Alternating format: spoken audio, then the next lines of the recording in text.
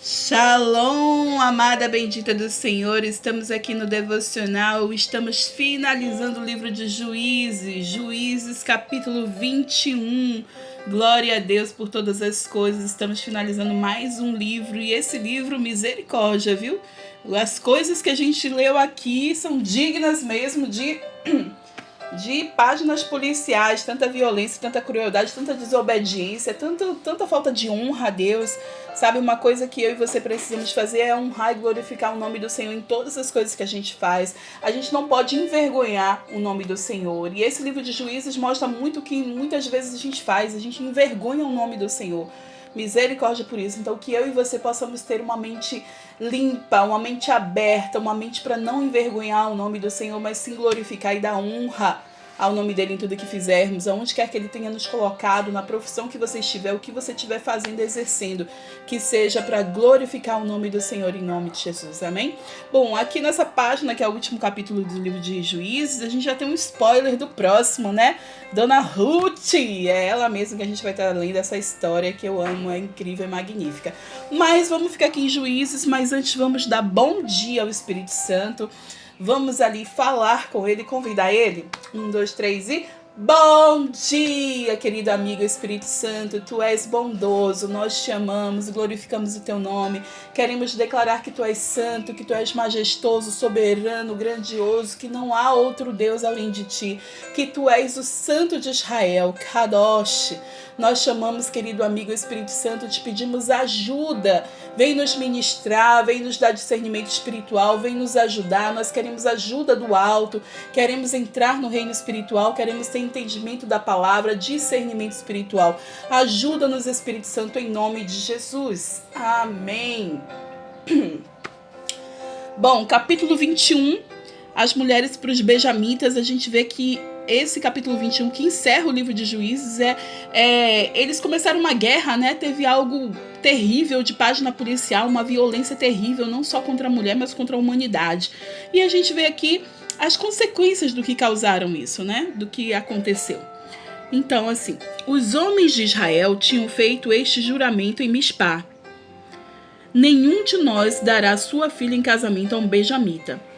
E o povo foi a Betel, onde esteve sentado perante Deus até a tarde, chorando alto e amargamente. Ó Senhor Deus de Israel, lamentaram. Por que aconteceu isto em Israel? Por que teria que faltar hoje uma tribo em Israel? Então a gente viu, eram 12 tribos de Israel. Deixa eu baixar aqui um pouquinho o som. Deixa eu ouvir melhor. Eram 12 tribos de Israel e aconteceu aquilo nas tribos dos benjamitas, né? Sobre a concubina ali do levita, e ela foi terrivelmente violentada e morreu, e a tribo de Benjamim foi a culpada. Os israelitas saíram para a guerra contra Benjamim e agora eles juraram: não vamos dar nenhuma esposa, nenhuma mulher para os benjamitas. Então tá faltando, né? Mulher, esposa, como é que eles vão se multiplicar, como é que eles vão estar ali sendo férteis, né? Então eles estão ali lamentando. Versículo 4. Na manhã do dia seguinte, deixa eu ver se eu consigo ler por aqui, tá um pouco complicado aqui. Na manhã do dia seguinte, o povo se levantou cedo, construiu um altar e apresentou holocaustos e ofertas de comunhão. Os israelitas perguntaram: quem dentre todas as tribos de Israel deixou de vir à assembleia perante o Senhor? Pois tinham feito um juramento solene de que qualquer que deixasse de se reunir perante o Senhor em Mispá seria morto. E os israelitas prantearam pelos seus irmãos benjamitas. Hoje, uma tribo foi eliminada de Israel, diziam. Como poderemos conseguir mulheres para os sobreviventes, visto que juramos pelo Senhor não lhes dar em casamento nenhuma de nossas filhas? Então perguntaram: qual das tribos de Israel deixou de reunir-se perante o Senhor em Mispá? E descobriram-se então que ninguém de Jabes de Gileade tinha vindo ao acampamento para a assembleia. Quando contaram o povo, verificaram que ninguém do povo de Jabes de Gileade estava ali. Então a comunidade enviou 12.000 homens de guerra com instruções para irem a Jabes de Gileade e matarem à espada todos os que viviam lá, inclusive mulheres e crianças. E isto que vocês deverão fazer, disseram: matem todos os homens e todas as mulheres que não foram virgens. Entre o povo que vivia em Jabes de Gileade, encontraram 400 moças virgens e as levaram para o acampamento de Siló, em Canaã. Depois a comunidade toda enviou uma oferta de comunhão aos benjamitas que estavam na rocha de Rimom. Os benjamitas voltaram naquela ocasião e receberam as mulheres de Jabes, Gileade, que tinham sido poupadas, mas não havia mulheres suficientes para todos eles. E o povo pranteou Benjamim, pois o Senhor tinha aberto uma lacuna das tribos de Israel, e dos líderes da comunidade disseram: mortas as mulheres de Benjamim. Como conseguiremos mulheres para os homens que restaram? E os benjamitas sobreviventes precisam ter herdeiros para que uma tribo de Israel não seja destruída. Não podemos dar-lhes nossas filhas em casamento, pois nós, israelitas, fizemos este juramento. Maldito seja todo aquele que der mulher a um benjamita. Há, porém, a festa anual do Senhor em Siló, ao norte de Betel, a leste da estrada que vai para Betel e a Siquém, ao sul de Lebona.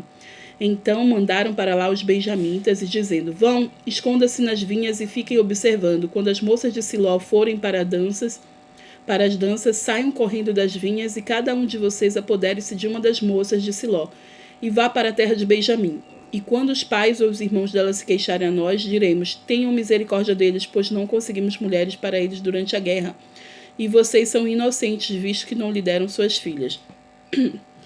Foi o que os benjamitas fizeram, e quando as moças estavam dançando, cada homem tomou uma para fazer dela sua mulher. Depois voltaram para sua herança, reconstruíram as cidades e se estabeleceram nelas. Na mesma ocasião, os israelitas saíram daquele local e voltaram-se para as suas tribos e para os seus clãs, cada um para a sua própria herança. E naquela época não havia reis em Israel, cada um fazia o que lhe parecia certo. Bom, esse capítulo 21 ali termina exatamente como todo o livro de Juízes fala, né? Assim, muito claro, né? Não havia rei em Israel e cada um fazia o que lhe dava na teia. E eles só faziam coisas ruins, burradas, eles adoravam outros deuses, eles desobedeciam ao Senhor. Aqui fizeram guerra um contra a outra tribo, e uma tribo violentando uma mulher, e coisas terríveis aconteceram, né? E quando Deus levantava homens ali para serem juízes, para serem líderes, era como se o povo, opa, precisamos de um líder, precisamos de um juiz aqui para nos dar rédea, né? Para nos trazer a lei. E isso nos diz como nós precisamos de liderança em nossas vidas, como nós precisamos de mentoria, de um mentor, sabe, que nos guie, que nos direcione, porque nós temos o Deus Todo-Poderoso, mas muita gente não confia por não ver Deus, né? E quando tá ali uma liderança, uma pessoa, fica mais fácil, de repente, de acreditar, de estar junto. E eu vou te dizer, nós precisamos crer num Deus que a gente não vê, no Deus do invisível. E nós precisamos também de guias, de pessoas que nos direcionem para Deus, que nos encaminhem para Deus, que nos levem para Deus. E esse povo aqui, que a gente está vendo de Israel, na época de Juízes, estava pela misericórdia, precisava muito, né? Eles faziam o que davam na telha e realmente não eram coisas boas, e misericórdia mesmo, sabe? Que eu e você, a nossa vida não esteja assim como no livro de Juízes, perdido, sabe? Porque se está perdido, a gente precisa do Deus poderoso que nos ama, né? Se a gente pecou, se a gente caiu, a gente pode clamar ao Senhor, se arrepender e voltar para os caminhos do Senhor. Por isso eu declaro sobre a sua vida, que se sente aqui como no livro de Juízes, Israel perdida, sabe? Sem rumo, sem beira, sem nem eira nem beira. Eu declaro o sangue dos pés de Jesus, que fala sobre o seu propósito, para você não desviar nem para a direita nem para a esquerda, que você volte ao seu propósito, que esse sangue poderoso te traga à luz a ideia original de Deus sobre você, o propósito que Deus tem para você. Que não sejam os seus sonhos sendo realizados, mas os sonhos de Deus em sua vida. Porque a vontade de Deus é boa, agradável e perfeita. Então queira os sonhos de Deus em sua vida.